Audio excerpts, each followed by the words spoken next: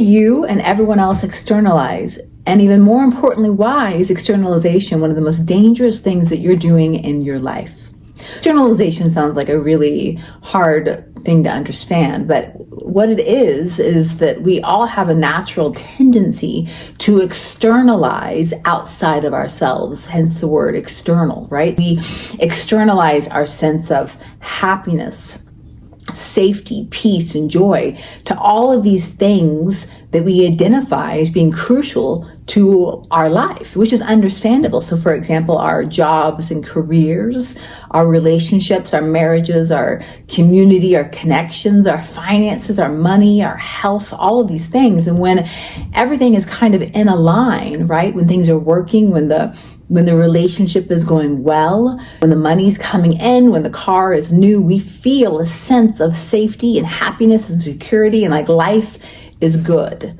But however, when something happens and we have a hiccup, and then all of a sudden there's something questionable in the job, or we're worried about something with our spouse or a child, or it can be anything. And then all of a sudden we don't feel that sense of happiness anymore. We don't feel good anymore. We don't feel a sense of safety anymore in our lives.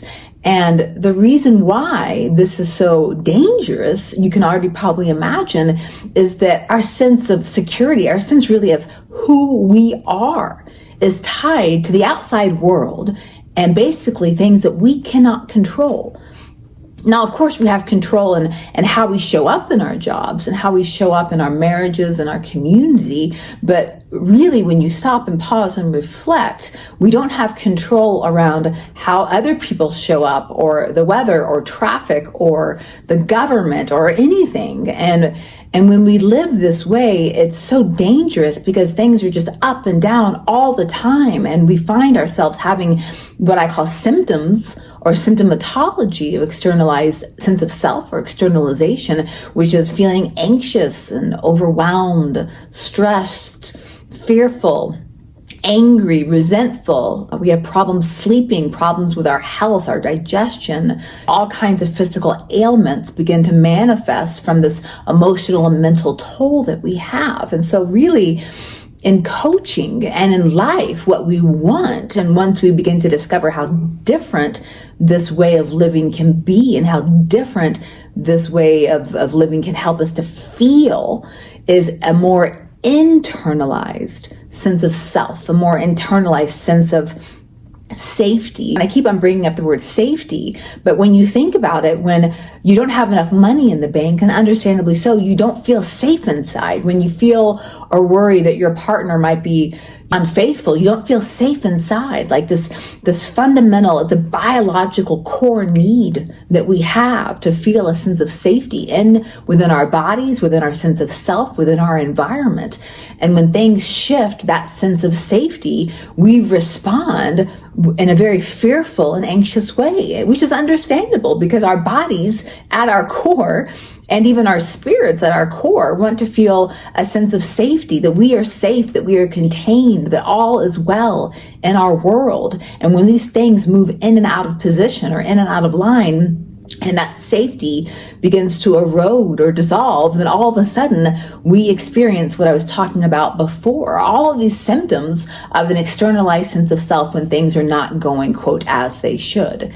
And every single person I know, including myself at times, even though I've done a very large amount of work around this, were raised to externalize. Even the brain, for example, has mirror neurons. Even from infancy, we're looking outside of ourselves for modeling and conditioning and all of these things. And we're raised biologically, fundamentally, in our societies from our primary caregivers to be looking outside of ourselves all of the time.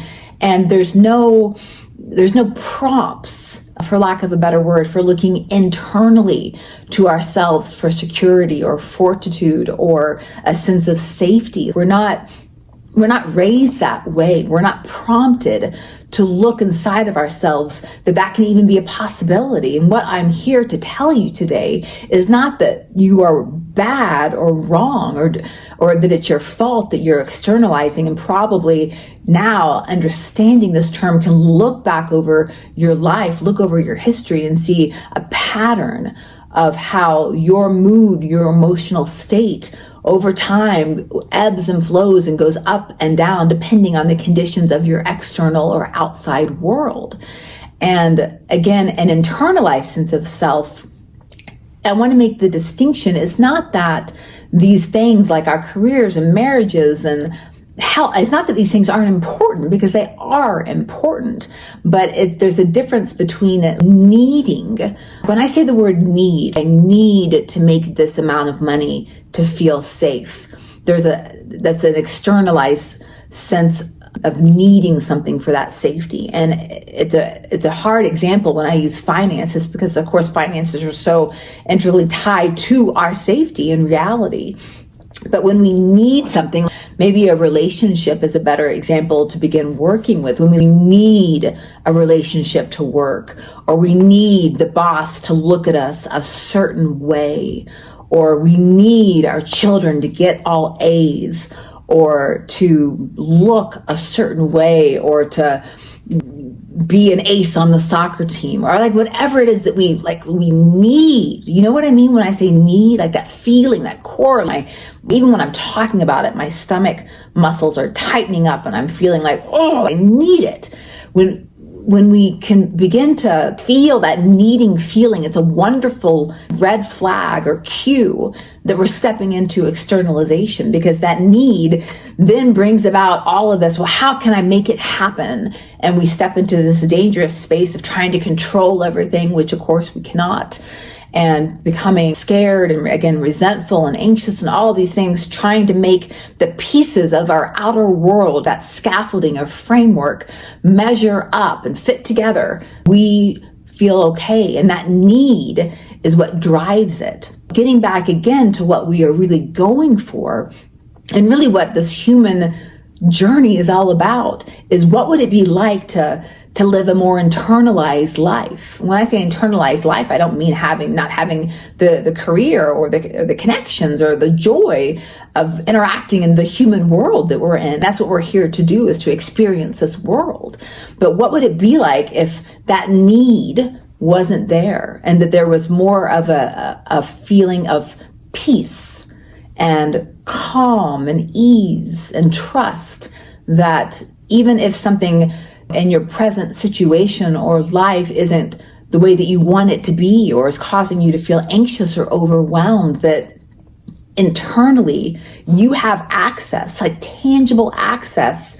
I'm not talking about some magical potion here. I'm talking about tangibly, you begin to have access to this internal reservoir that is infinite, that can give you what you truly do need, because some of these needs are legitimate. Again, getting back to that need of safety and a need for connection and a need to have your physical needs met, and all of these things, these needs are legitimate. I am in no way trying to say that these needs are silly or unnecessary, but where they come from and what they drive us to do and how they drive us to show up is fundamentally different when it is pushing or driving us to show up or to look externally to get those needs met, versus showing up and driving us internally to get those needs met. And so what would it feel like? Again, getting back, just imagine for a moment, close your eyes, like this internal reservoir of peace and calm and courage, where you know that you are safe, you are okay. And not that you're going to be okay in a week or a month or a year, but in this moment, this present moment, you are okay. Can you imagine? Really, like when my coach first started coaching me around this, I thought it was like, no, I couldn't imagine. If you can't emotionally even tap into that, that's okay. But even for a moment, just intellectually imagine, what would it feel like to not have to need things that way, to not have to try to control all the time, or people please, or be dishonest, or lack integrity, or your ethics, or your moral compass. If you could really live and show up in life the way that you truly are, the way that you truly want to be, without all of the fear and anxiety, what would that be like for you? And what I'm here today is to again say, this isn't your fault, but I want you to know what's going on. This is one of the biggest things I see, not only in my history, but in every single person I coach and in every single person I've ever met, is this externalized need to have reality, your reality coming in, look a certain way. You are okay. And what I'm here today to tell you is that the equation is wrong. You have a faulty equation, and that's not your fault. But now I'm here to tell you that the equation is faulty. We need to shift it. We need to turn it around. And so it's not from going from the outside in. It's living on the inside and then projecting out. It's fundamentally different. And with the right coach, mentor, and support, you can begin to practice the skills and tools that begin to bring about this shift. You actually, again, tangibly can access that feeling, because I know there are times, and I have a reference feeling for externalization. I know almost immediately when I'm going into externalization, not just from my physiological or the way that my body actually feels, but from my head, my thinking, lots of racing thoughts. Emotions are really erratic. I feel irritable. I'm anxious. I'm really chaotic. I'm moving around a lot. Like I'm in distress. Does any of that resonate with you? And as I began to shift into this space more, and now I can actively shift into this space, it's just like being out in the desert and then going into like this huge body of water or having, it's just everything just is like, oh my gosh, I forgot that everything is okay. I forgot that I am safe. I forgot that life is wonderful and beautiful and that I can be joyful and that life doesn't have to come in a certain way and that things don't have to be perfect. And I can be in that space and be alive and free. And what I want for you today is to just taste that for a moment, to taste it for yourself, to know that it's available for you too. Yes, it takes practice. It does take practice. I'm not going to lie. Anything worthwhile, anything that's going to revolutionize your life, anything that's going to fundamentally change how you experience life on a moment-to-moment basis is not something that's going to come in like a snap.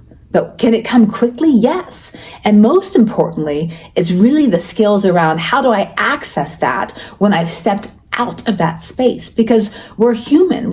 We have human brains and human bodies. And of course, we're going to step out of that space all the time. It's not about always staying in this internalized sense of connection. That's not possible. It's about how do I go home to that space when I have stepped out.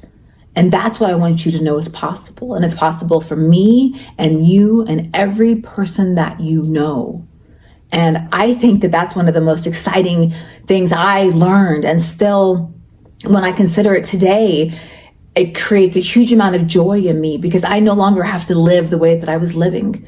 I was run by terror and self-doubt and obsessed about what other people thought of me and obsessed about if I had enough money in the bank in the future and what was going to happen if this or that. And it was a miserable, restrictive, closed and dark way to live. And I wouldn't wish that on anyone. And yet I know so many of you watching this are in that space so frequently. And I want you to step out, to break out and begin to get free. Because freedom is possible, and it's possible for each and every one of you. It is your birthright to live that way.